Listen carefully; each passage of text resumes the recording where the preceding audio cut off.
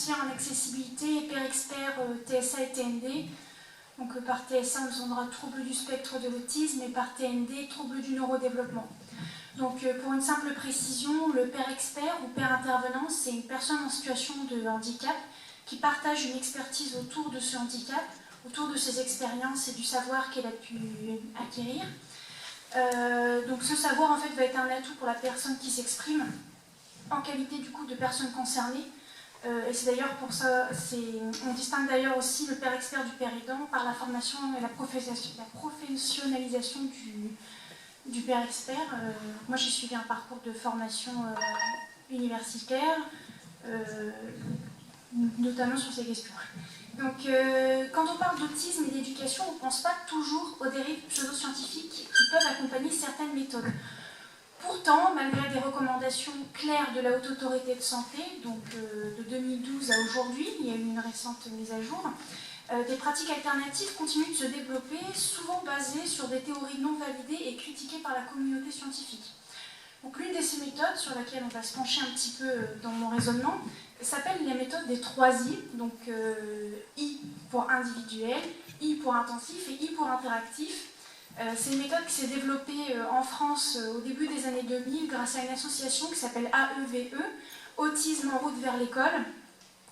Donc c'est une méthode qui pour certains parents peut sembler prometteuse, mais qui est pourtant très sévèrement critiquée par la HAS. Il y a un rapport d'expertise et une évaluation qui a été rendue il y a de cela 2 ans et qu'on abordera un peu plus tard.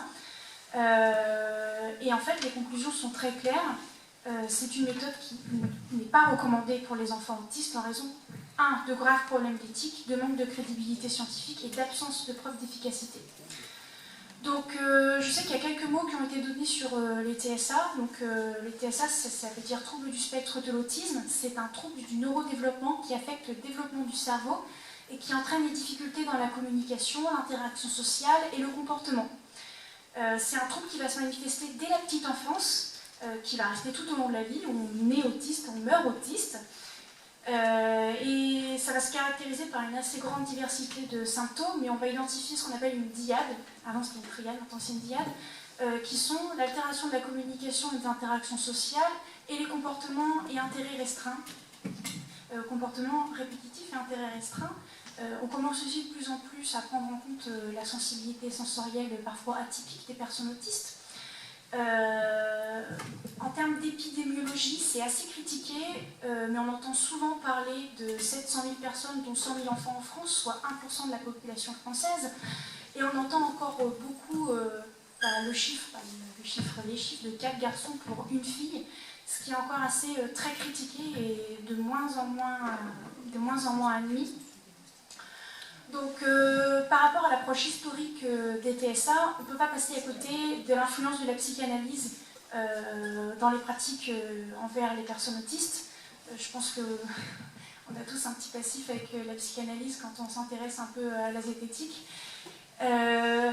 Donc en fait, dans les TSA, la psychanalyse a longtemps dominé les approches théoriques et pratiques concernant les personnes.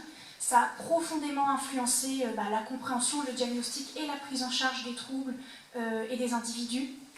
C'est une influence qui a principalement été marquée, qui a particulièrement marqué, 1, 2, 3, c'est une influence qui a particulièrement, j'arriverai pas à la prononcer cette phrase, Cette influence particulièrement marquée dans la seconde moitié du XXe siècle a eu des répercussions importantes sur la perception de l'autisme dans le pays.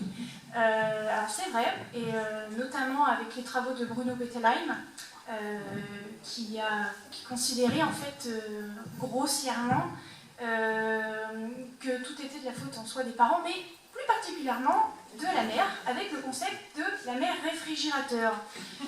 Et bien ça veut bien dire ce que ça veut dire, hein. La mère est froide et distante, et de sa faute, hop, son enfant est handicapé, qu'est-ce qu'on rééduque? La mère. Alors bien sûr, maintenant ça n'est plus le cas, mais figurez-vous qu'on en entend encore parfois parler, et de la bouche de certains professionnels dont on ne s'y attendrait pas.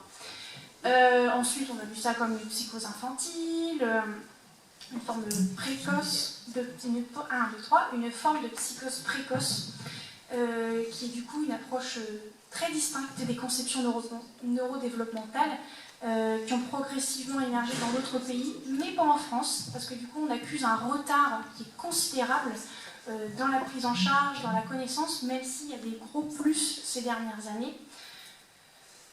Donc je reviens un petit peu sur les recommandations de la Haute Autorité de Santé. En fait, c'est un peu un guide pour les professionnels ou les personnes qui vont accompagner des personnes autistes.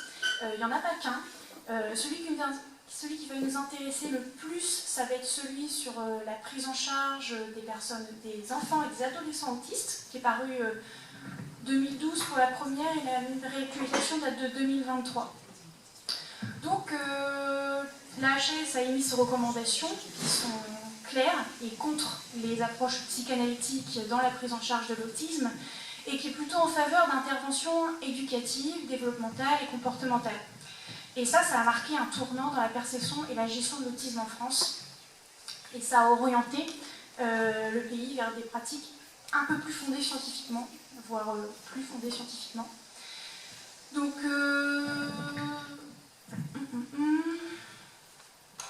l'objectif de ces recommandations, ça va viser à orienter le professionnel de santé, les éducateurs, les familles, vers des approches d'évaluation, d'intervention de prise en charge des jeunes avec TSA.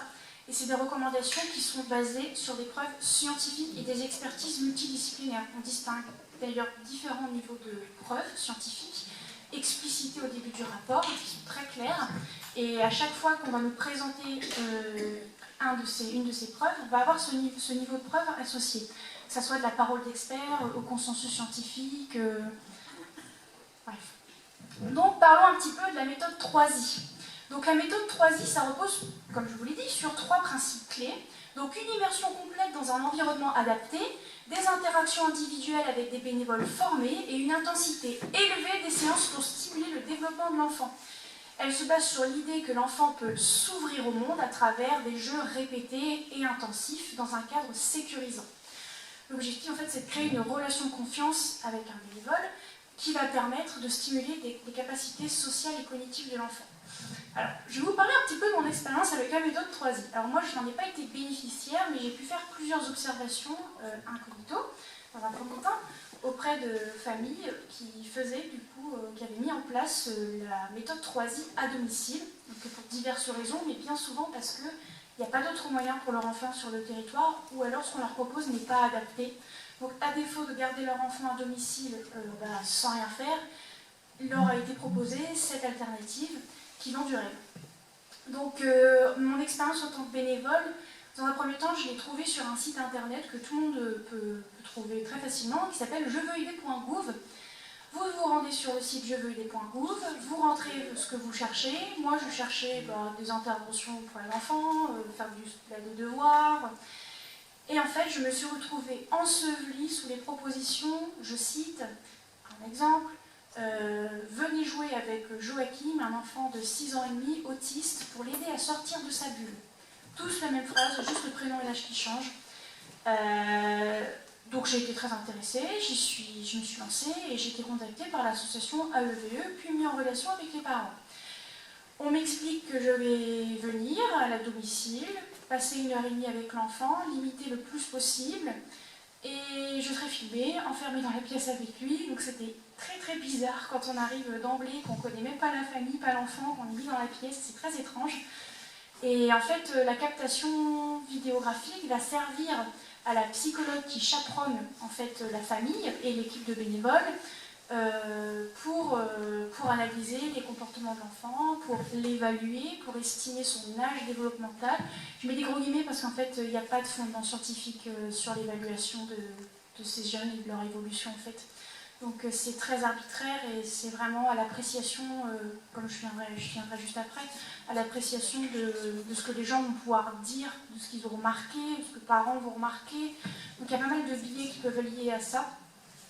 Et alors je vais revenir sur le bénévolat. En fait, toute la méthode se base sur la bonne volonté de personnes random, comme vous et moi, qui décident de venir et de passer du temps avec un enfant autiste. Donc des bénévoles non expérimentés, ça peut être votre grand-mère, ça peut être votre fils, ça peut être vous, ça peut être moi, n'importe qui, On ne vous demande pas ce que vous faites dans la vie, on ne vous demande pas qui vous êtes, vous interfermez avec un enfant pendant 1h30 sans autre forme de procès. Donc la méthode 3I a été développée en France dans les années 2000, comme je vous l'ai dit. C'est une approche qui est inspirée des approches développementales et humanistes et qui se distingue des autres méthodes par l'utilisation massive de bénévoles non professionnels pour accompagner les enfants dans un environnement ludique et non contraignant. Donc l'environnement ludique et non contraignant se constitue d'une salle de jeu. Les jeux sont sélectionnés par la psychologue, donc ça peut être des jeux pour favoriser l'imitation. La plupart du temps, c'est ça, un mallette de docteur, une dinette, des petites voitures, une blouse de docteur.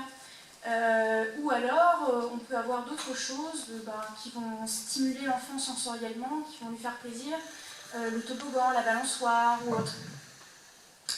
Donc l'essor de la méthode a été facilité par le manque de solutions perçues comme satisfaisantes par certains parents, ainsi que par un discours prometteur qui présentait cette approche comme une alternative douce aux méthodes comportementales. Et aussi parce qu'on leur vend du rêve. On vous dit déscolarisez votre enfant, parce qu'il faut déscolariser l'enfant, parce qu'il passe 35 heures par semaine dans sa salle, et à la fin, en fin de compte, je n'ai pas encore vu, du moins de toutes les recherches que j'ai pu faire, de toutes les prises de contact que j'ai faites, d'enfants ayant été rescolarisés par la suite, après avoir été déscolarisés, pour mettre en place cette méthode.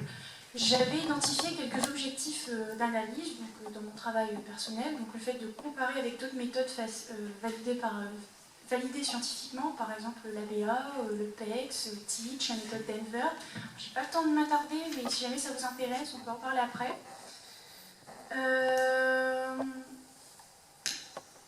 C'était aussi intéressant parce que, en fait, quand on part comme ça sur une analyse où on sait qu'on va être très critique et finalement on va un peu tirer sur l'ambulance, on ne pense pas forcément à se pencher sur les éventuels avantages qu'il peut quand même y avoir. Parce qu'il y en a, même s'il y a énormément de choses critiques, c'est des choses qui pourraient être des axes de développement intéressants. Alors par là, je ne dis pas que toute la méthode est bien, mais je dis que moi je ne suis pas là pour émettre en soi une critique, je suis là pour produire un raisonnement scientifique pour donner des réponses et apporter des éléments à des personnes qui puissent s'en saisir et se former ensuite un avis sur la question. Je ne suis pas là pour induire directement les personnes. Oui, je te gratte juste. Donc, en premier point positif, la personnalisation et l'individualisation, c'est vrai que c'est très très centré autour du jeune. On est très attentif à ses besoins, on est très attentif à son développement, même si ce n'est pas évalué de la meilleure des façons. C'est sûr que comparé à certaines structures où parfois on n'a même pas de projet personnalisé, mais on est sur des projets groupés, ça peut donner envie à certains parents qui ont envie qu'on se recentre un peu sur leurs enfants. L'action sur la stimulation et le jeu. L'accessibilité à faible coût aussi. Parce que, alors, de ce que j'ai pu trouver sur Internet, donc bien sûr, prenez-le avec des pincettes et croisez vos sources, je ne vous dis pas de faire vos propres recherches. Ça peut coûter en moyenne entre 350 et 400 €. Alors quand on compare ça avec une prise en charge pluridisciplinaire en libéral, qui peut facilement chiffrer à 5 000, 6 000 € par mois pour les prises en charge les plus lourdes, psychologues, psychiatres, ergothérapeutes, etc., c'est vrai que c'est tentant pour les familles qui ne s'en sortent pas financièrement. Donc, par contre, il y a pas mal de limites et de critiques à la méthode des 3I, comme on a pu déjà constater, l'absence de validation scientifique rigoureuse. Donc ça, tout est dans le rapport d'évaluation de la HS en 2022, c'est très long. Je n'aurai pas le temps de m'y attarder, sinon je vais me faire tirer les oreilles par Jean-Luc. La supervision et la formation des intervenants, c'est simple, c'est quasiment nul. En fait, la formation est très superficielle, voire absente. Donc ça peut être très déstabilisant pour les personnes se retrouvant parfois face à des enfants ayant des gros troubles de comportement. Ça peut être difficile aussi pour les enfants eux-mêmes en fait, d'avoir une personne en face de soi qui ne sait pas quoi faire en fait. Ça peut même parfois amener à certaines mises en danger, mais bon, je n'y viendrai pas.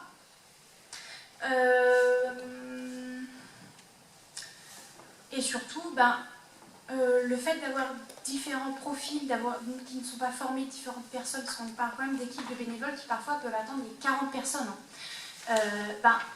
ça conduit forcément à des pratiques qui sont totalement hétérogènes et une efficacité qui est tellement variable entre les intervenants que finalement, produire une analyse là-dessus, je ne sais pas comment ils font, quoi. En fait, c'est parce qu'il n'y en a pas, je pense. L'évaluation des progrès aussi, parce qu'il n'y a pas d'outils standardisés pour mesurer l'évolution des enfants, donc il est super difficile de déterminer l'efficacité de l'approche. Les observations des parents, des bénévoles, bien qu'importantes, manque de rigueur scientifique pour établir un vrai suivi qui soit objectif et reproductible. Et l'absence de mesures standardisées, d'ailleurs, empêche également d'ajuster l'intervention en fonction des besoins réels observés. Et ensuite, il y a le risque d'isolement social et de faible généralisation. Par le risque d'isolement social, c'est assez évident en soi, parce que prenez un enfant, vous le déscolarisez, vous le mettez dans une pièce fermée à clé, 35 à 40 heures par semaine, du lundi, parfois jusqu'au samedi, il n'y a pas de loisirs, il n'y a pas de sortie en dehors de ça, et c'est je joue, je rencontre, je joue, je rencontre. Pour parfois les enfants que je rencontrais, je les rencontrais parfois en fin de matinée, fin d'après-midi, ils étaient au bout de leur vie, hein, vraiment. C'est comme si en fait on vous mettait dans une pièce et que quelqu'un venait toutes les heures et demie et vous forcez à jouer avec lui. On vous force, on vous force, on vous force, on vous force, on vous force. Parfois il y a une grande fatigabilité cognitive chez ces enfants, mais comme chez n'importe qui en fait. C'est pas possible de jouer comme ça toute la journée, il y a forcément du ras-le-bol en fait. Donc ensuite, dans la... Je conclus. Dans la perspective de cette journée, je me suis posé un petit peu la question de qu'est-ce que la zététique et l'esprit critique pouvaient apporter, par exemple, à un père expert, un conseiller en accessibilité, un psychologue, qui rencontrerait une famille qui se pose des questions à ce sujet de cette méthode. Donc je me suis interrogée, comme si j'étais une zététicienne en fait, sur les liens entre la zététique et l'analyse critique de la méthode 3I que j'ai pu faire. Donc dans un premier temps, l'application du principe de scepticisme méthodologique. Alors on sait que la zététique encourage une approche sceptique face aux affirmations extraordinaires, surtout en matière de santé et d'intervention thérapeutique. Pour la méthode des 3I, cela implique de remettre en question ses fondements théoriques et pratiques en demandant des preuves solides avant de les accepter comme efficaces. En examinant la méthode des 3I, la zététique incite à ne pas se fier uniquement aux témoignages, récits anecdotiques ou succès perçus, mais à chercher des preuves empiriques rigoureuses, comme des études contrôlées ou des évaluations indépendantes. Il y a une exigence aussi de preuves et de validation scientifique qui est très importante. D'ailleurs, la méthode scientifique, la zététique, n'importe quoi, met l'accent sur la nécessité de preuves scientifiques solides pour valider une méthode. Pour la méthode des 3I, ce cadre critique pointe le manque de validation scientifique par des études robustes et contrôlées, ce qui est une critique majeure partagée par la littérature scientifique d'ailleurs. Donc, on va promouvoir le recours à des essais contrôlés randomisés, des méta-analyses et des revues systématiques comme standard d'évaluation d'efficacité, des critères auxquels la méthode 3I ne répond pas actuellement. Un jour. Ensuite, la critique de l'appel aux émotions et aux anecdotes, ça c'est quelque chose qui est très très fort dans ce genre de méthode, comme d'ailleurs l'éducation productive dont devait nous parler Jennifer. Donc les partisans de la méthode 3I s'appuient souvent sur des témoignages individuels de parents ou d'intervenants qui ont observé des progrès chez les enfants. Cependant, on rappelle que les anecdotes, bien qu'intéressantes, ne constituent pas une preuve scientifique fiable. L'analyse encourage à se méfier des biais cognitifs, comme l'effet de confirmation ou le biais de disponibilité, qui peuvent influencer les perceptions et les résultats sans évaluation objective. Voilà, promis, j'abrège. Ensuite, il y a le demande de transparence, de reproductibilité, l'analyse des mécanismes et des effets spécifiques, la comparaison avec des alternatives validées, l'éthique et la responsabilité des promoteurs de méthodes, ça c'est super important, en fait comme n'importe quelle autre méthode. Donc, je vais conclure, pardon. Donc, l'apport de la zététique à l'analyse de la méthode des 3I réside dans sa capacité à structurer un raisonnement critique, à exiger des preuves empiriques et à se protéger contre les biais cognitifs qui pourraient fausser l'évaluation de cette approche. En appliquant les principes de la zététique, on peut éviter de se laisser emporter par des approches séduisantes mais non validées et rester ancré dans une démarche rationnelle et scientifique, essentielle lorsqu'il s'agit de la prise en charge des enfants avec TSA. Et d'ailleurs, même pour les adultes. Enfin.